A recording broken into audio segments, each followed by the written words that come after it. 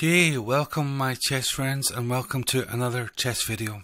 And we are going to discuss the rather important subject of passed pawns.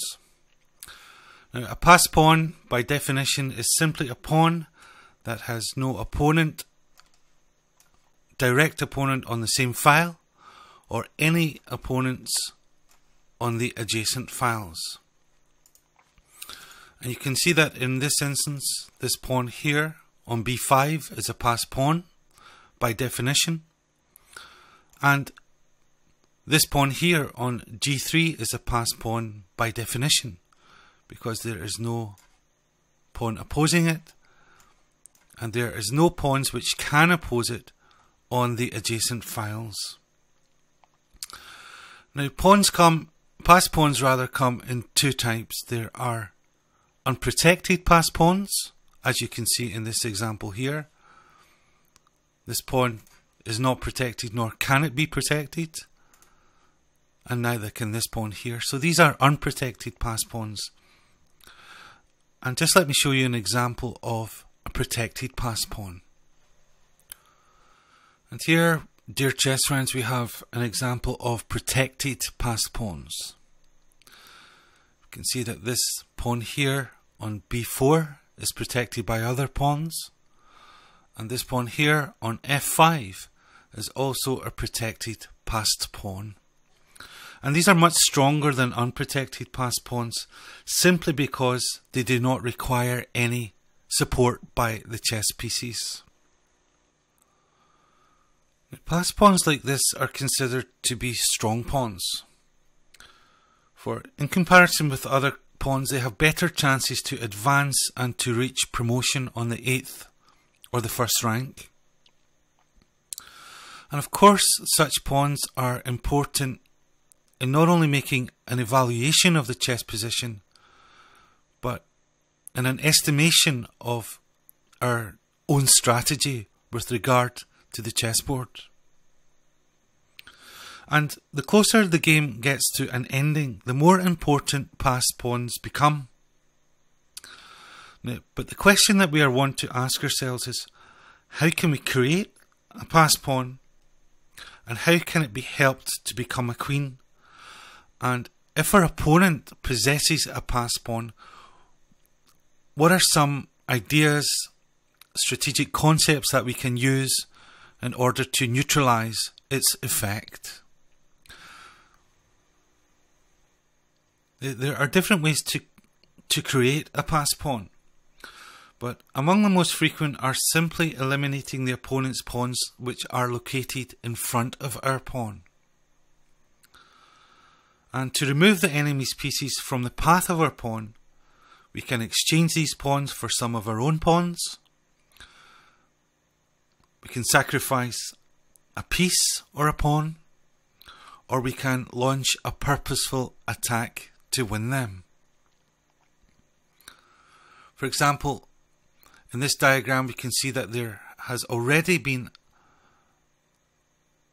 a potential passed pawn created. In order to make it a passed pawn, all we need to do is capture this pawn here on a7, and this pawn on the b file becomes a passed pawn.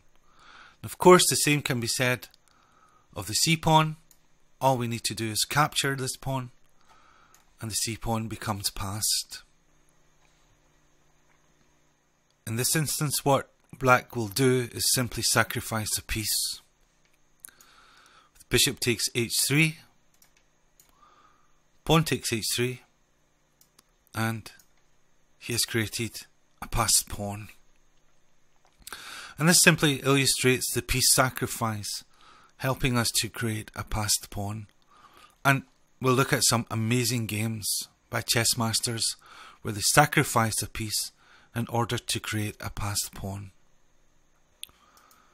Another technique of creating a passed pawn is to use what we call a pawn majority. In some instances on the chessboard you will see 3 pawns versus 2, or in this instance 2 pawns versus 1 on the queen side. And the person having the pawn majority can create a passed pawn. And he simply does it by advancing his pawns. For example, b4, king moves, c4, king moves again, and white is essentially forced to take. But black, of course, creates a passed pawn which cannot be opposed. Like this. So this is a use of what we call a pawn majority. Either 3 pawns versus 2 or 2 pawns versus 1.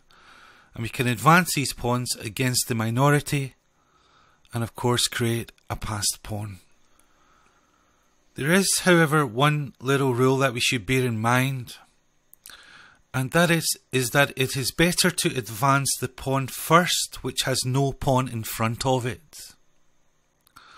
For example, in this diagram here, it is better to advance the b pawn first because it has no pawn in front of it. And I'll show you the reason why. If you move the c pawn first, well, white can simply blockade this pawn. And it's much more difficult for you to create a passed pawn. And now white also has a passed pawn. Now, of course, it's advantageous for black because the pawns are so far up the board and he will queen first. But if it was the other way around, then the position would become equal or even better for black, depending upon what rank, of course, the pawns were on. So it's much better to advance the pawn that has no pawn in front of it. And this simply eliminates any chance of white being able to blockade these pawns. There are, however, some situations where having a majority is simply not enough. Especially in the case of double pawns. You can see that black has a pawn majority, 4 pawns on the queen side versus 3 of white.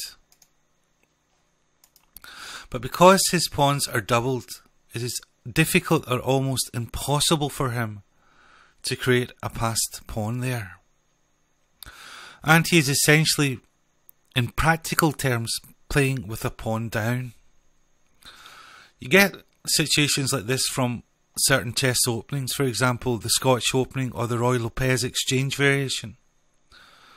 And although it's not particularly telling in the opening or the middle game, in the end game it can become a real factor. And here white's position is entirely preferable because he has a 3 versus 2 kingside pawn majority, and there's no reason why he cannot use this to win this game. Now, what do we do if our opponent has created a passed pawn, either unprotected or protected? Well, we need to try and what we call is blockade that pawn. Put a piece in front of the pawn so that it cannot advance. Now, the best piece for this is considered to be the knight. And you can see that white has created a protected passed f pawn, and he is using his knight to blockade that. Black, of course, has a protected passed b pawn, and in this instance he's using his king to blockade that. So this is what we must try and do if our opponent has a passed pawn. We need to try and blockade it. In this instance here, we can see that for dynamic reasons, white is not able to put up a blockade. And what he has therefore done is simply take control of the square in front of the passed pawn, in this instance the c3 square, effectively blockading the pawn by dynamic means and preventing the pawn from advancing. Now, what if you cannot blockade the pawn or use dynamic means to prevent the pawn from advancing? Well, the alternative is simply to try and create counterplay on some other part of the chessboard, so that your opponent will need to defend his position and will simply not have the time or the resources to advance his passed pawn. What can we do if we have created a passed pawn but our opponent hampers its progress? Well, if we have decided to put our trust in the power of the passed pawn, it is necessary to try and push aside or exchange the opponent's pieces which blockade it or somehow prevent it from advancing further. And we can see that in this position here. White has moved his knight, but it harasses the rook, and this rook will need to move, and there are no safe squares along the pawn's path. The bishop controls this, and the knight controls these squares here. And this rook will be forced to move, clearing the path for the passed pawn to promote. And in this position here, white will simply play the move, knight to c4, and exchange off the blockader of the d-pawn, leaving the way open for the pawn to advance. So we have looked at the creation of the passed pawn, how we can clear the path, exchange off pieces which prevent our pawn from advancing, and we've looked at ways in how we can blockade the pawn if our opponent has somehow managed to create a passed pawn. But let us look at how the masters use all of these techniques, and there are some awesome games, some positionally beautiful games highlighting some of these ideas and principles. So let's take a look at them now. Okay, here we have a fragment from a game played in 1938. With the white pieces is Alexei Sokolsky, and with the black pieces is Mikhail Botvinnik, world champion. And the game is a very instructive game in how to protect the squares in front of a passed pawn so that you can guide that pawn to the queening square and eventually reach promotion. You can see that black has these two what are so-called hanging pawns, and he uses these to create a passed pawn and take control of the squares in front of the pawn. And it's very, very instructive how Botvinnik goes about doing this. The white's last move was knight to f1. Sorry, h1. And here Botvinnik plays d4. Queen goes to e2. And the knight immediately comes to e5, where it looks over the d3 pawn. For this pawn here, if it is not captured, would simply advance anyway.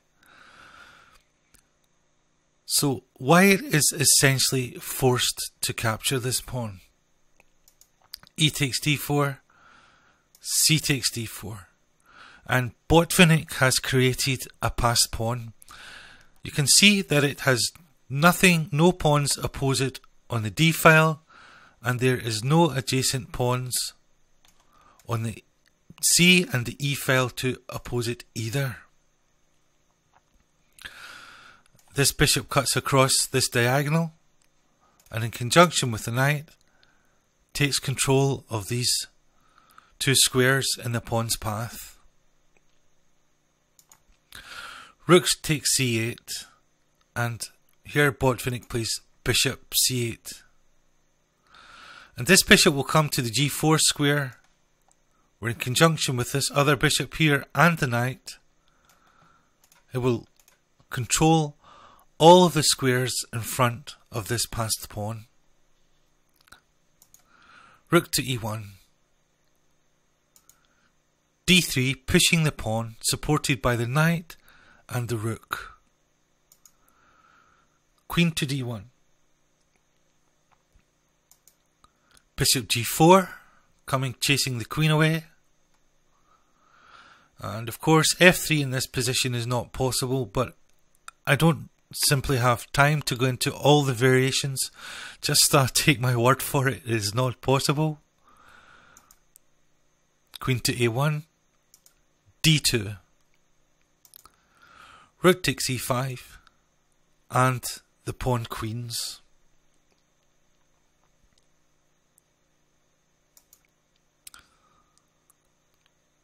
Rook checks, rook takes, queen takes f6, bishop to e2, threatening checkmate on f1, knight to g3, preventing mate, bishop to g7,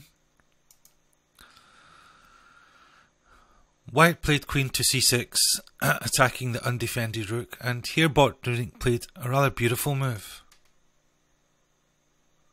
Bishop to b5, not only attacking the queen, but defending the rook as well. Queen to c1, and after the exchange of queens,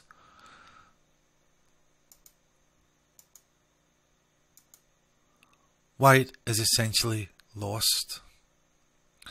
This piece lack mobility, this piece of course cannot move, and this piece here of course cannot move because it's protecting the bishop. So bishop goes to e3, and this hungry rook will gobble up these queenside pawns. a4, bishop to d3, f4 was tried, rook to b1. King enters the game on f2, bishop takes, knight takes, and the rook gobbles up the b pawn. And down the exchange, down material, white in fact resigned. So a rather wonderful example by Mikhail Botvinnik on not only how to create a passed pawn, but in how to control the squares in front of the pawn, and so that it can promote. But we have an even more awesome game from Mikhail Botvinnik. Here he sacrifices pieces, a whole rook in fact, to create a passed pawn. So let's check it out. Okay, let's check this game out. Truly, truly beautiful game. With the white pieces is Jurgis, and with the black pieces again is Mikhail Botvinnik. Games played in Leningrad in 1931. And here white plays h4. Now, after you look at the position, you can see that black has more space on the queen side. And he has good attacking chances against the weaknesses on white's queen side, particularly these two pawns here. He controls the only open file with his rook. But if he simply maneuvers quietly with his pieces, he is unlikely to gain anything. So what Botvinnik does is he creates a passed pawn with an exchange sacrifice. And this converts his advantage into something quite tangible. Check it out. Rook to c3. Wow. Bishop takes c3. D takes c3. And Botvinnik has created a protected passed pawn. And he will use this pawn to cramp and curtail the white pieces, especially on the queen side. And of course white, if we just go back, was absolutely compelled to accept this exchange sacrifice because his two weak pawns here are under attack, and this one here would fall quite easily. So he's compelled to take, and Botvinnik has a passed pawn, protected passed pawn. Queen e3, bishop takes d3, rook f2, and here Botvinnik plays the excellent queen to d4. because after the exchange of queens it will be very difficult for white to restrain this passed pawn on the c-file. Queen takes d4, rook takes d4. Bishop to f1, c2. Using the support of the bishop, as we've seen in the last game, and the pawn advances. Rook to c1 was tried. Bishop takes f1, rook c takes f1. And here Botvinnik plays an absolutely astonishing and beautiful move. Rook to c4. Wow. Black sacrifices the rook simply to create another passed pawn.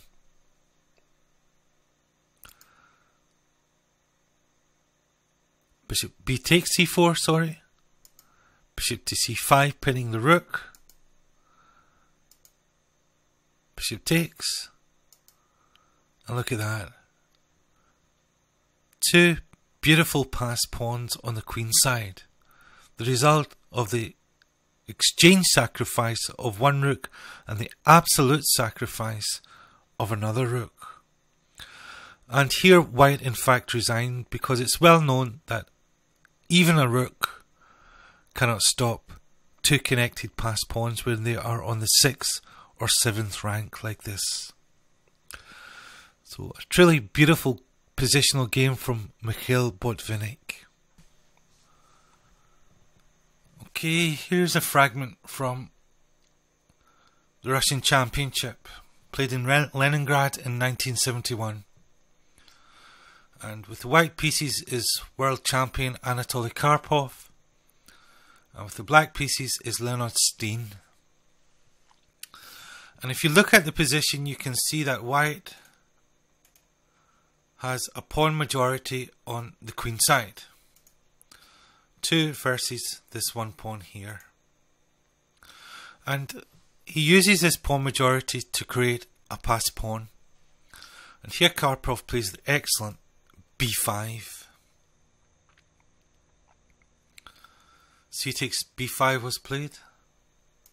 C takes b5, bishop d7, and rook to b1. And supported with the rook and the pieces, this pawn here is ready to advance.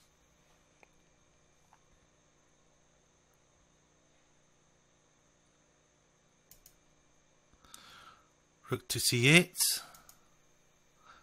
b6. And it's amazing to notice just the power of a passed pawn.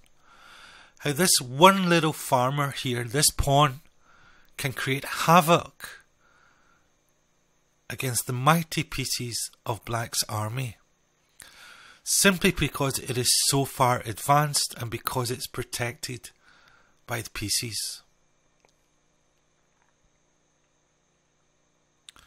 And the only piece that can protect this, or protect Black's position, is the queen, and she is far too expensive a piece to be guarding the position against a pawn. But queen b7 was played. Bishop b5, rook to a8, queen b3, and bishop to e6.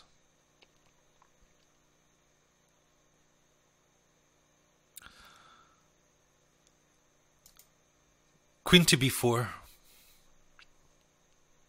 bishop e7, rook to c1, d5, queen to b2, and d4.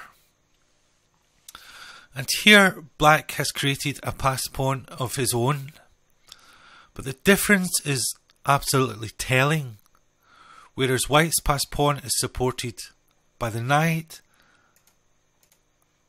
and indirectly by the queen and rook, Black's passed pawn has no support whatsoever except another pawn, and even it can be easily undermined.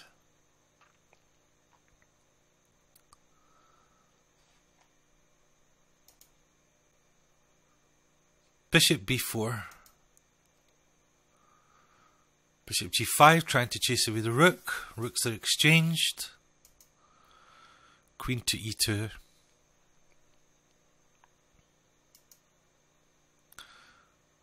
Rook to a8. Bishop d6. Knight g6. Queen c2. Rook c8. And bishop to c7. And once this b6 pawn here is reliably protected by this bishop, what it means is this knight can come into the game. And that's exactly what happens.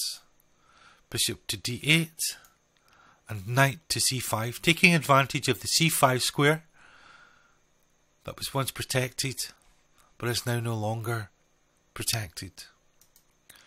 Rook takes c7, knight takes the queen, rook takes, and of course knight to d8.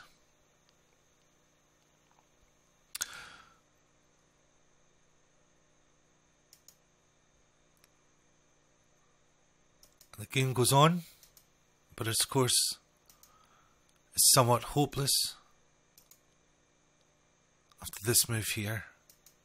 Rook takes b6, bishop c4, king h7, knight takes f7, and black resigned, being down material. And these pawns here in the centre being under attack. So a rather awesome example of not only of the creation of a passed pawn, but how to use the squares behind the pawn for pieces, and how to cramp the opponent's pieces by pushing the pawn further and further into their territory. So that concludes our little video on passed pawns, my chess friends. I sincerely hope that you got something from it, that you can apply these principles and ideas in your own games, and I do wish you well with your own chess. I apologise for the quality of my voice in this video. I have the cold and I have been in bed for a few days, but I'm sure you won't mind and that you'll be able to apply the ideas and get something from it. So I wish you well with your own chess.